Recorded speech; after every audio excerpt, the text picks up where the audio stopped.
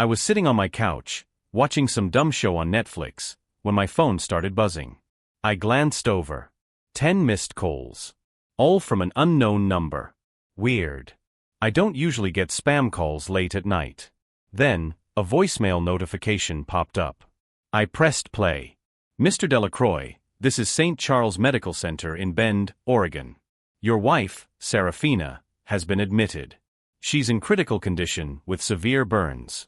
Please call us back as soon as possible. My stomach dropped. Bend, Oregon? Serafina was supposed to be in Spokane on a weekend trip with her friends. We'd talked about it for weeks. I even helped her pack. I grabbed my phone and called the number back, my hands shaking. A nurse answered. I barely caught what she was saying, something about a wildfire, a mass evacuation, Serafina getting trapped in it. She was burned bad, but she was alive. I felt like I was underwater, like the world had slowed down. None of this made sense. Are you sure you have the right person? I asked, my voice barely above a whisper. She was supposed to be in Washington. Spokane. The nurse hesitated. Sir, she was found with another man. A Lauren Ashford. Do you know him? The room spun. Lauren. I hadn't heard that name in years. But I knew exactly who he was. I was already grabbing my car keys before I even processed what was happening. I needed answers. And I needed them now. I don't even remember the drive. Just the feeling, rage and confusion mixing into something dangerous.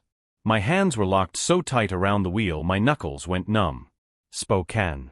She was supposed to be in Spokane. Instead, she was in Oregon, burned up in some wildfire. And with him. Lauren Ashford. I hadn't heard that name in years, but I knew exactly who he was. Serafina's ex. The one who wasn't important. The one she barely talked to anymore. The one she swore was just a friend. I kept running through it. Maybe it was some weird coincidence. Maybe she ran into him there. Maybe there was some innocent explanation. But deep down, I already knew. This wasn't innocent. By the time I pulled into my driveway, my phone buzzed again. Another unknown number. I picked up, expecting the hospital, but instead, a woman's voice came through. Is this Caspian? She asked. She sounded shaken. Yeah. Who's this? This is Ophelia. Lauren's wife. My breath caught. His wife. I closed my eyes, gripping the phone tighter. How did you get my number? She let out a bitter laugh. I found your number in my husband's emails. Right next to your wife's. Silence. My ears started ringing. What? They've been emailing each other for months. Meeting up. Lying to us. And now they're both in a hospital bed because of whatever the hell they were doing in Bend.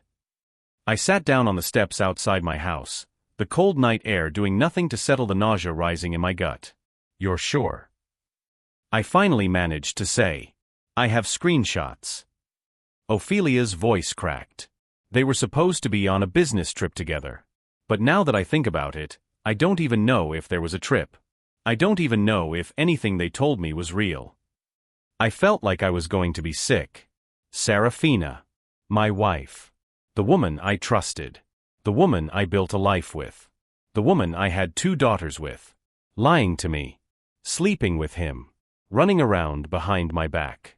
And it wasn't just her. Her family knew. They had to. There's no way she pulled this off without someone covering for her. That thought hit me like a train. Had they been laughing at me this whole time? Letting me play the fool? I don't know what to do, Ophelia whispered, voice breaking. Do you? I let out a slow, shaky breath. I think we find out just how deep this goes. I barely slept.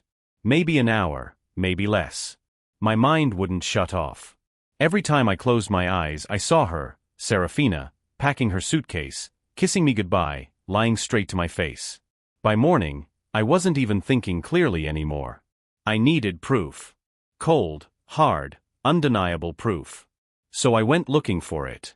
The first thing I checked was her laptop. It was still on the desk in our bedroom, untouched. Serafina had a bad habit of leaving herself logged in, and today, that worked in my favor. My hands were sweating as I opened her email, scrolling through dozens of messages that looked normal, work stuff, online shopping, newsletters. But then I saw it.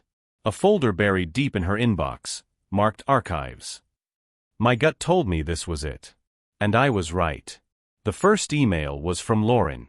I can't stop thinking about last weekend. I miss you already. Tell Caspian whatever you need to, I just want to see you again. Counting down the days until Bend. I felt like my brain short-circuited. My hands were shaking. My breathing was uneven. My heart felt like it was going to beat out of my chest. I clicked on another one, from Serafina. Lauren, I don't know how much longer I can keep this up. Caspian is starting to ask questions.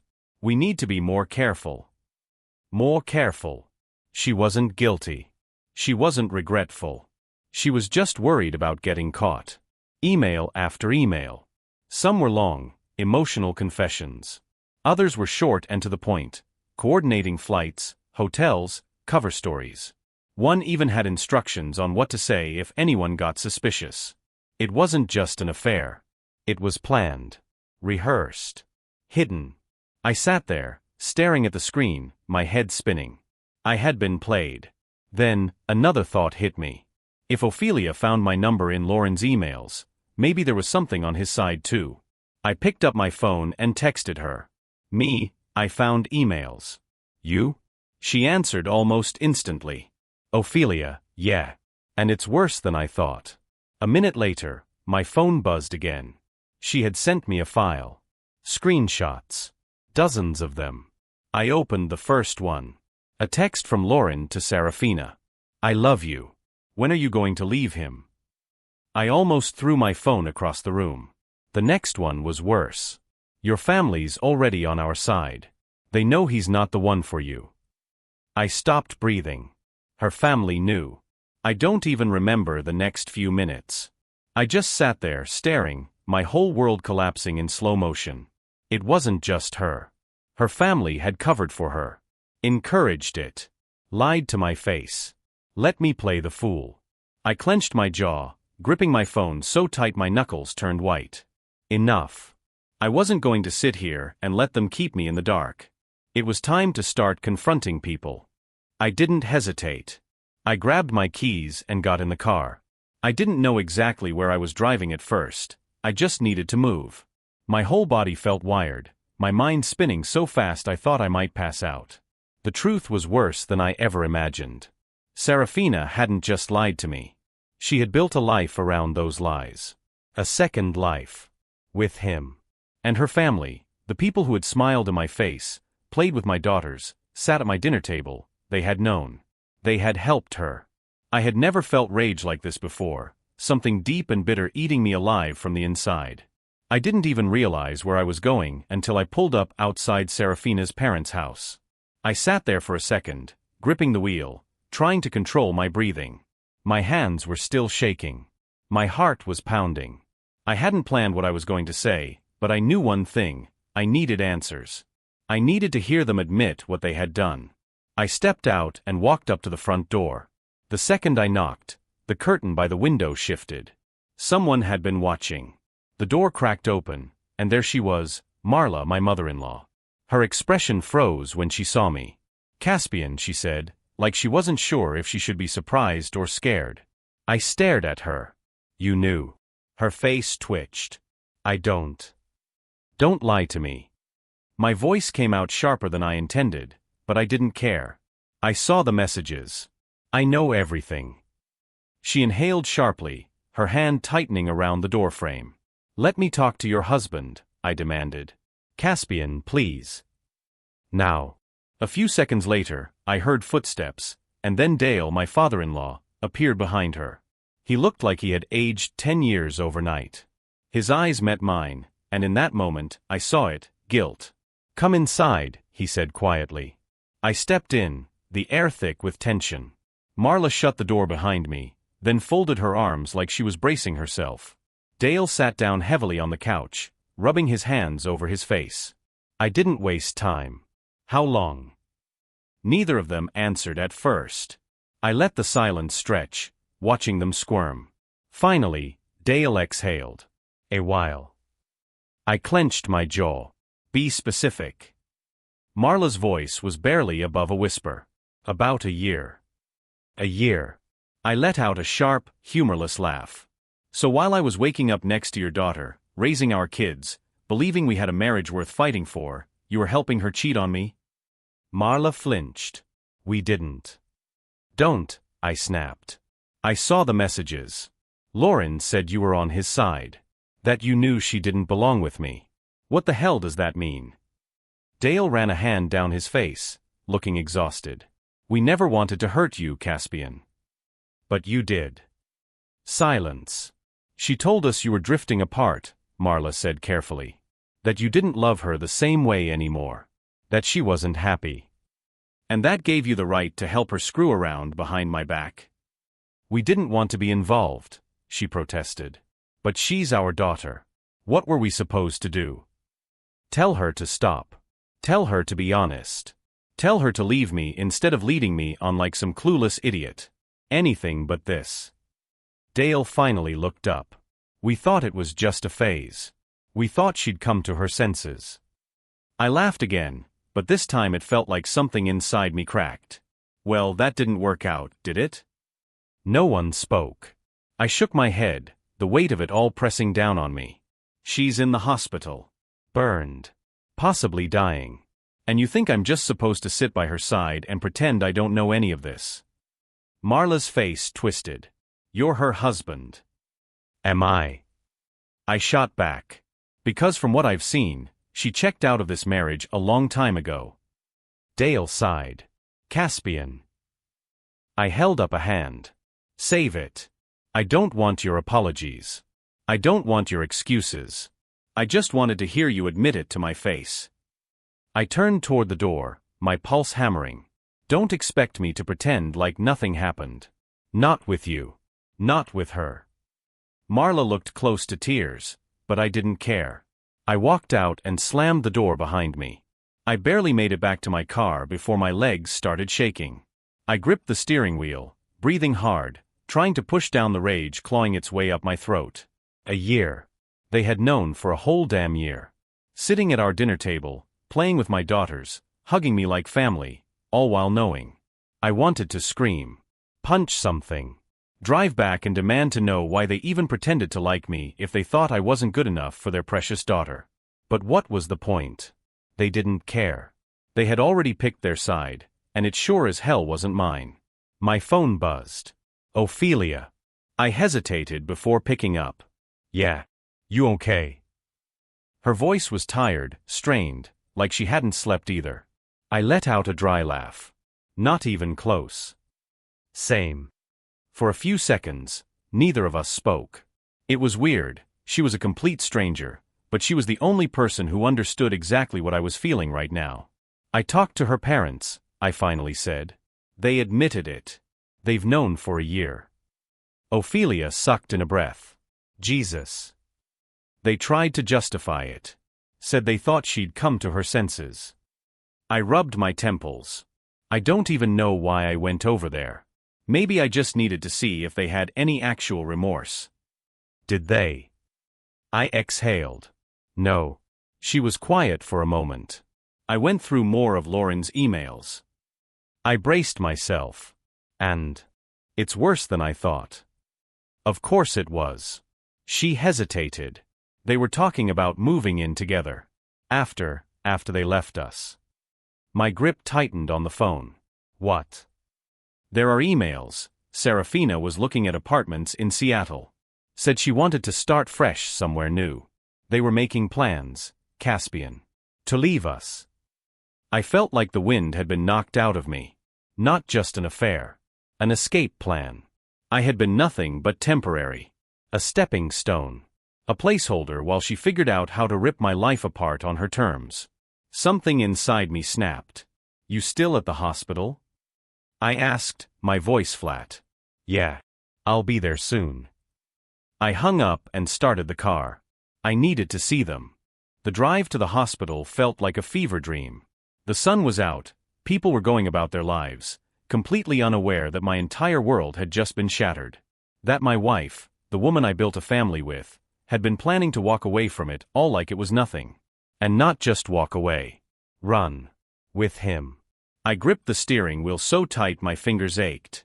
She had smiled in my face, kissed me, told me she loved me while she was picking out apartments with Lauren. And her family had let it happen. A full year of lies. By the time I pulled into the hospital parking lot, I wasn't thinking anymore. I was just moving. I slammed the door shut and headed straight for the entrance, barely noticing anything around me. The inside smelled like disinfectant and sickness, the usual hospital stench that made my stomach turn. I spotted Ophelia near the waiting area. She looked like hell, dark circles under her eyes, arms crossed tightly over her chest like she was trying to hold herself together. When she saw me, she stood up, pressing her lips together. "I checked with the nurse," she said quietly. "They're both in the burn unit. Separate rooms." I nodded, my jaw clenching. "How bad is it?" "Lauren's not too bad. Minor burns, smoke inhalation. He's stable." Her expression hardened. "Serafina's worse." I swallowed. I should have felt bad. I should have felt something. But all I could think about was those emails. The texts. The months and months of betrayal. Ophelia glanced toward the hallway. "Are you going to see her?" The thought made my stomach twist. The woman in that room wasn't the woman I thought I knew. She was a stranger. One who had planned to rip my life apart and leave me picking up the pieces. I shook my head. "Not yet." Ophelia nodded like she understood. For a few seconds, we just stood there, two people trying to process the wreckage of our lives. Then she sighed. "Come on. Let's go see my husband." I followed her down the hall, past quiet rooms filled with beeping machines and the low hum of medical equipment. Every step felt heavier. When we reached the door, Ophelia didn't knock, she just pushed it open. And there he was. Lauren. Sitting up in bed, bandages wrapped around his arms, an oxygen tube in his nose. He looked tired, weak. But the second his eyes met mine, he knew. Silence stretched between us. Then I took a step forward. "Start talking." Lauren blinked at me like he was still piecing together if this was real or if the pain meds were messing with his head. His gaze flickered to Ophelia, who stood next to me, arms crossed tight, expression cold. He shifted uncomfortably, his bandaged hands clenching at the sheets. "Caspian," he started, voice hoarse from the smoke. I took another step forward. He flinched. "Start talking," I repeated, my voice calm. Too calm. His mouth opened, then closed. He glanced toward the door like maybe a nurse would walk in and save him. No one did. "Does it even matter now?" he muttered finally, eyes dropping to his lap. Ophelia let out a sharp laugh. "Are you serious?" "It was never supposed to be like this," he mumbled, shaking his head. "Then what was it supposed to be, Lauren?" My voice came out sharper than I intended. "You screw my wife for a year, and then what? Ride off into the sunset with her? Start playing stepdad to my kids?" His jaw tightened, but he didn't deny it. That was all I needed to know. I let out a breath, running a hand through my hair. I had imagined this moment 100 times on the drive here. Yelling. Throwing something. Losing it. But now that I was here, all I felt was an unbearable emptiness. "You were planning to leave us," I said finally. "You and Serafina. You were picking out apartments." Lauren's face twitched. He looked away. "So that was it." "Confirmed." Ophelia took a step closer to his bed, her voice trembling. "Did you ever plan on telling me?" Lauren swallowed. "Ophelia." "Did you?" she snapped. His silence was the answer. I stared at him, taking in every pathetic inch of the man Serafina had risked everything for. This was the guy she thought was worth blowing up our marriage? This weak, spineless coward? "You're a piece of garbage," I said finally, my voice quiet. Lauren flinched, but he didn't argue. He just looked down, staring at his bandaged hands like they held all the answers. I turned to leave, but then I hesitated. Something in me refused to let him walk away from this unscathed. He might be injured, but he needed to feel this. I turned back. "You know what the worst part is?" I said, staring him down. "You didn't just take my wife. You took my daughter's mother away from them. You were planning to steal their entire world and didn't even have the decency to feel bad about it. Lauren opened his mouth, but I didn't care what he had to say. I walked out. Ophelia followed a second later. Neither of us spoke as we made our way back to the waiting area. My heart was pounding, my mind racing, but one thing was clear: this wasn't over. Not by a long shot. I stepped out of Lauren's hospital room and kept walking. I didn't know where I was going, I just needed to move. My head was pounding, my hands clenched into fists at my sides. I could still hear his voice, his weak, pathetic excuses. It was never supposed to be like this. Like that was supposed to mean something. Like that erased a whole damn year of betrayal. He wasn't even sorry. Ophelia caught up to me, matching my pace. She looked just as wrecked as I felt, but there was something else in her expression now. Determination. "What now?" she asked.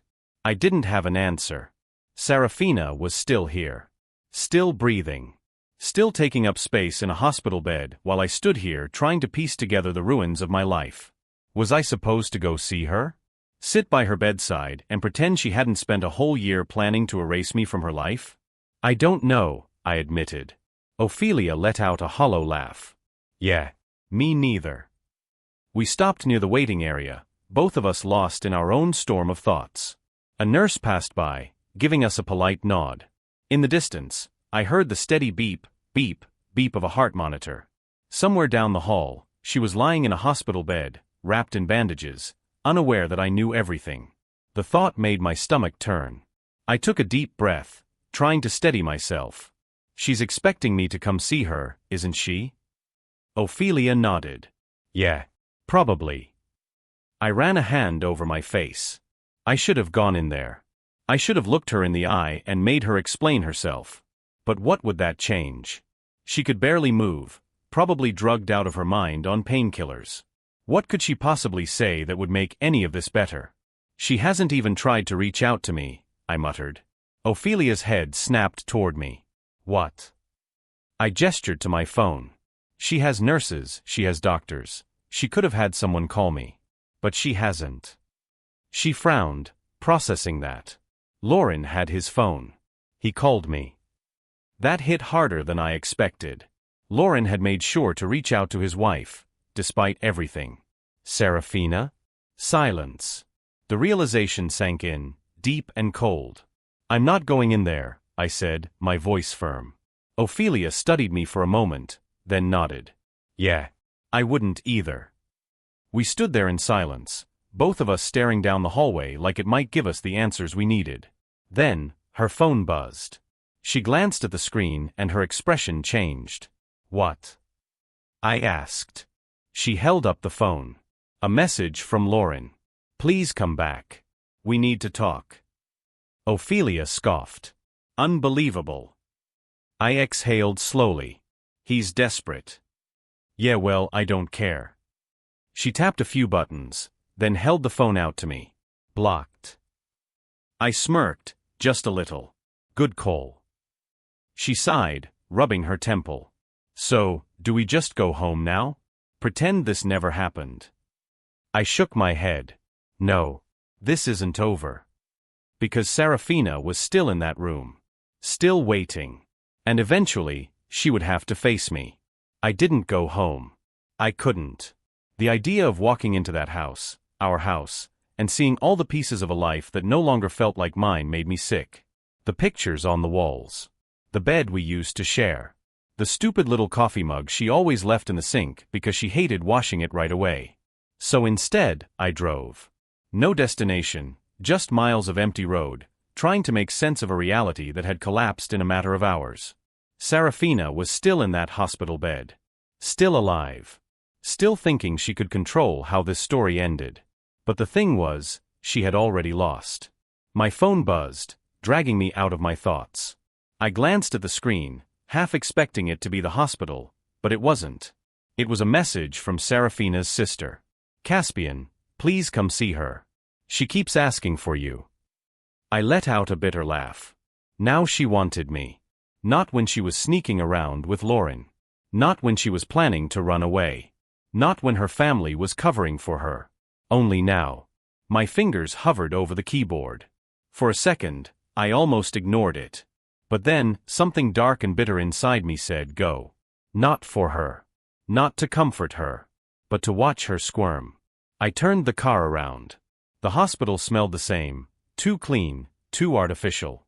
The beeping of machines felt louder this time, like they were mocking me.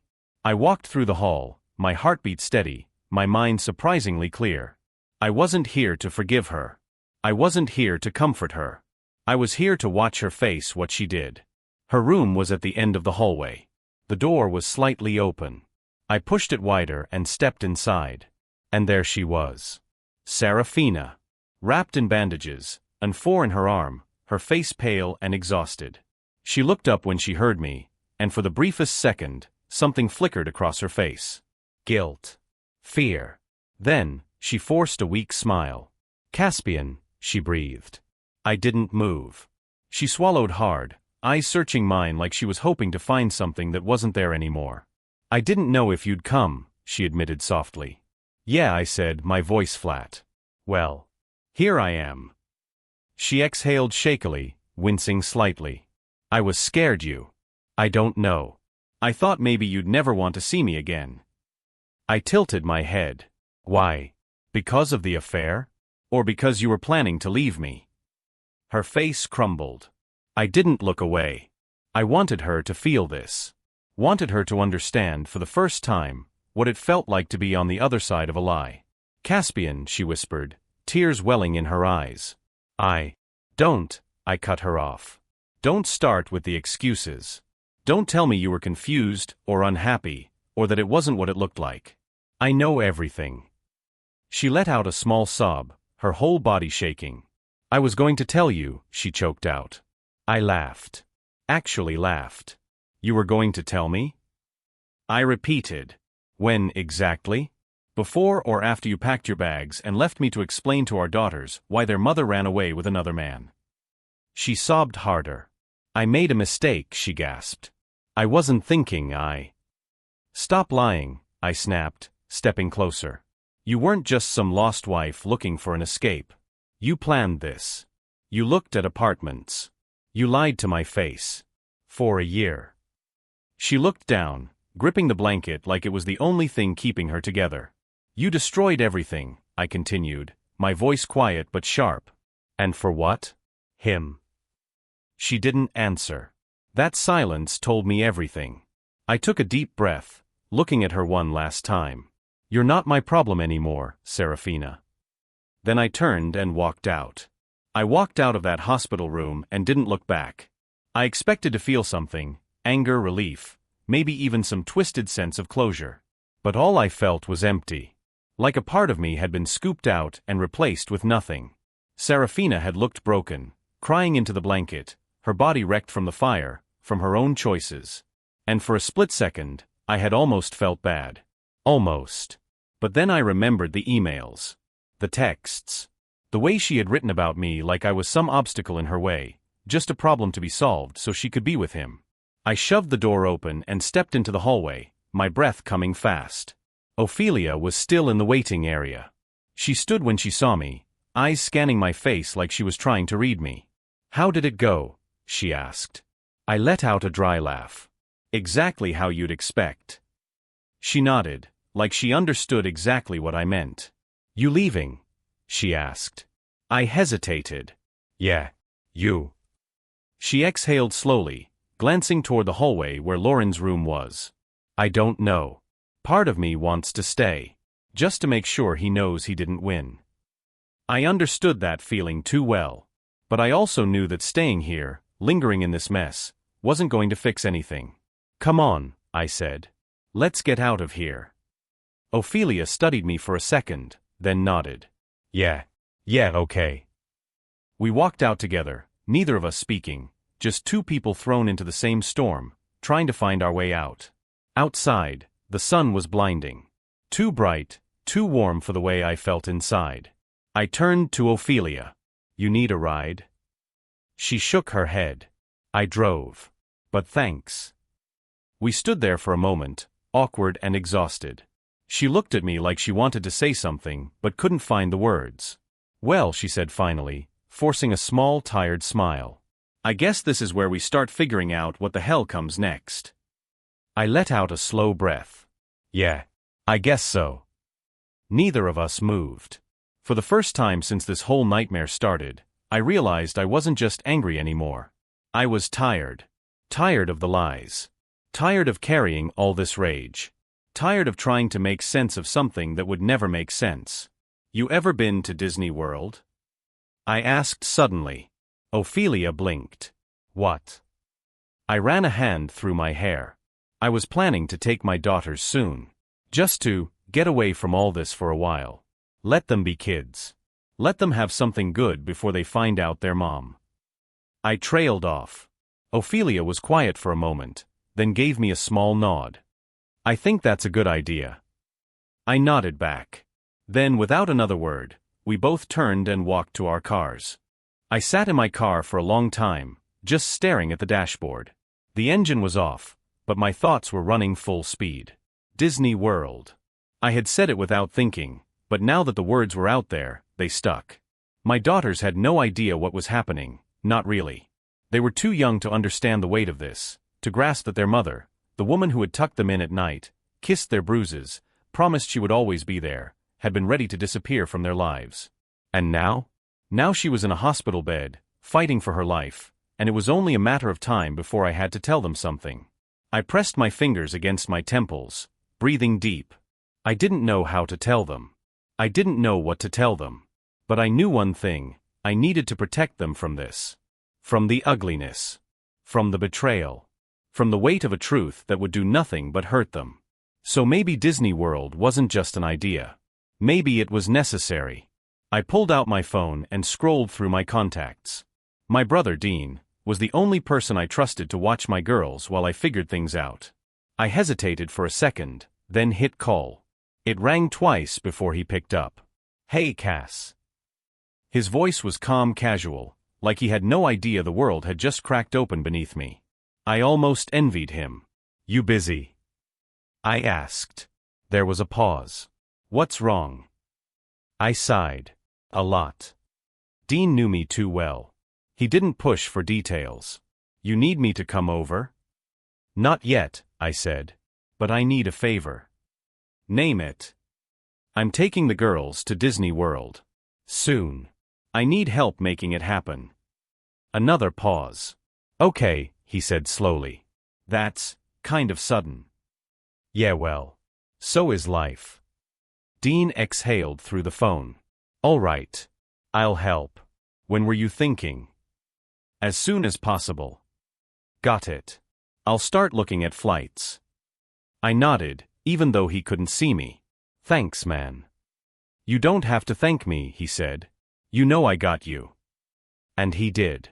Dean had always been steady, the one person I could count on no matter what. After he hung up, I sat back, staring at the ceiling of my car. Disney World. A distraction. A way to buy time before the inevitable conversation I was going to have with my daughters. But time was all I could give them right now. Because the truth? I wasn't ready to face what came next, either. I didn't go straight home after talking to Dean. Instead, I drove. Not aimlessly this time. I knew exactly where I was going. My house. The one I had built with her.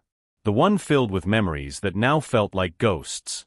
When I pulled into the driveway, everything looked exactly the same. The porch light was on, the flower beds she used to fuss over were still neatly arranged, the curtains in our bedroom window were drawn, just like she always left them. It was the same house. But it didn't feel like mine anymore. I sat there, gripping the steering wheel, forcing myself to breathe.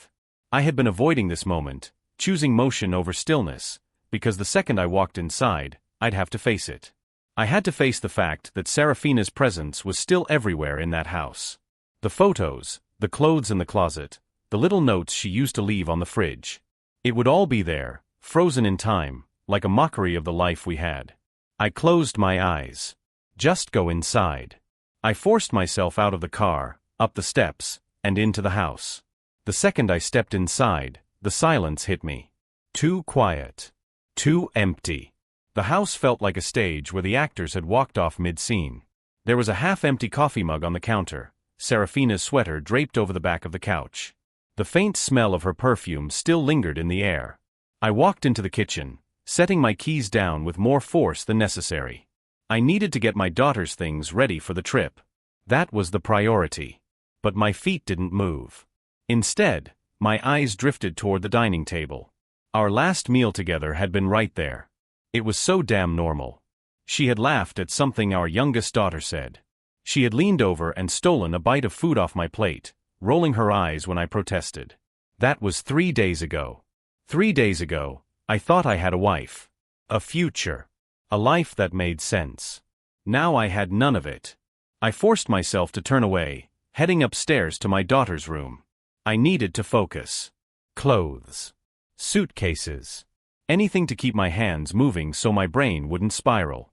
I opened their closet, pulling out little dresses, tiny sneakers, their favorite stuffed animals. My hands moved on autopilot, grabbing what I knew they'd need. Then, tucked in the corner, I saw something that stopped me cold. A photo album. It was old, the spine a little worn. One of the ones Serafina had put together back when we still printed pictures instead of keeping everything on our phones. I hesitated before picking it up. The first page was our wedding day. Serafina in her white dress, smiling at me like I was the only man in the world. Like she had never once imagined leaving me. Lies. I flipped to the next page. Our honeymoon. Then a picture of our first house. The moment we found out we were expecting our first daughter. The baby shower. Family vacations. Christmas mornings. Every picture was a lie. Or maybe worse, they weren't. Maybe at one point, she did love me. Maybe at one point, she was happy. But then something changed. And instead of telling me, instead of working through it, she had chosen to erase me from her future. My hands clenched around the album, my chest tightening. I wanted to throw it across the room. Burn it. Destroy the evidence of the life she had thrown away. But then, my eyes landed on a picture near the back. Me. Sitting on the floor, our youngest daughter curled up in my lap, my oldest leaning against my shoulder, all of us grinning at the camera. And suddenly, I felt something else. Not just anger. Not just heartbreak. Determination. Serafina might have thrown away our marriage. She might have broken every promise she ever made. But my daughters? They were still mine. And I was going to protect them from this nightmare. No matter what it took. I shut the photo album and shoved it back in the closet. Enough. The past was gone. There was no fixing it, no rewriting it. All that mattered now was what came next. I grabbed the suitcases and packed fast, throwing in everything the girls might need. Clothes, stuffed animals, their favorite bedtime books. I moved like a machine, refusing to let my mind wander. By the time I zipped up the last bag, my phone buzzed. Dean. Got everything set. Flights booked. You're leaving in 2 days. 2 days. I stared at the message, then typed back, thanks man. I should have felt relief. But all I could think about was the conversation waiting for me. I had to tell my daughters something about their mother. I just didn't know how. The girls were staying at my parents' house for the night, which gave me time to figure out what the hell I was going to say. How do you tell a child that their mother, the person who sang them to sleep, kissed their scraped knees, made them pancakes on Saturdays, was never coming home the same way again? I sat on the couch, elbows on my knees, staring at my phone. No messages from Serafina. I wasn't sure if that made me feel worse or better.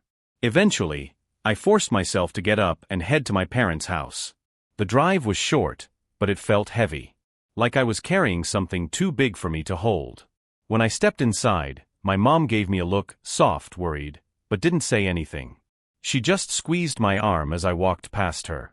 The girls were in the living room, watching some cartoon. They looked up when they saw me. Daddy. My youngest, Ellie, ran over, wrapping her arms around my legs. I picked her up, holding her close. My oldest, Lena, studied me carefully. She was sharp for her age. Too sharp. You okay, Dad?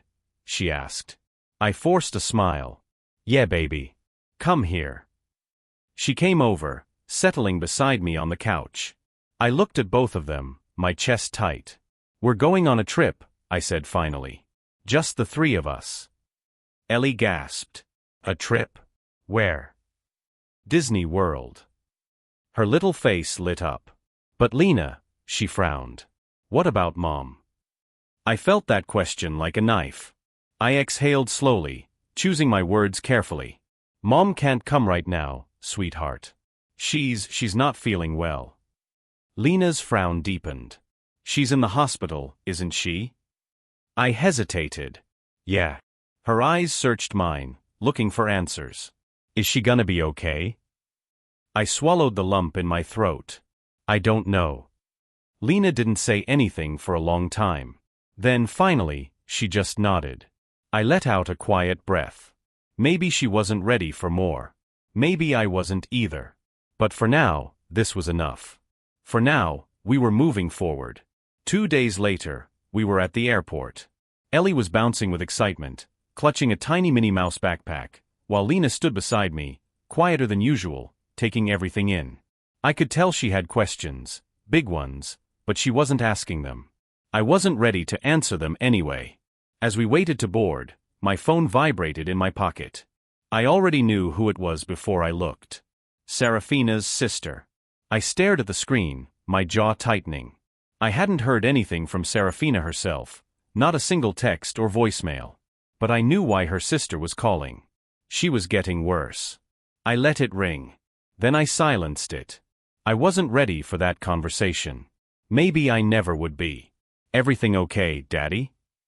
Ellie asked, looking up at me with those big, trusting eyes. I forced a smile. Yeah, baby. Everything's fine.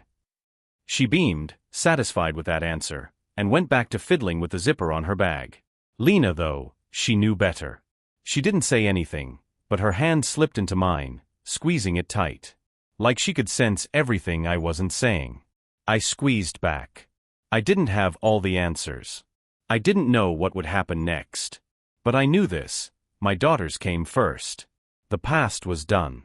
The betrayal, the lies, the wreckage Serafina left behind. I wouldn't let it touch them. The boarding call came over the speakers. I took a deep breath, looking at my girls, and nodded. Let's go, kiddo, I said, leading them forward. We were leaving this mess behind. One step at a time.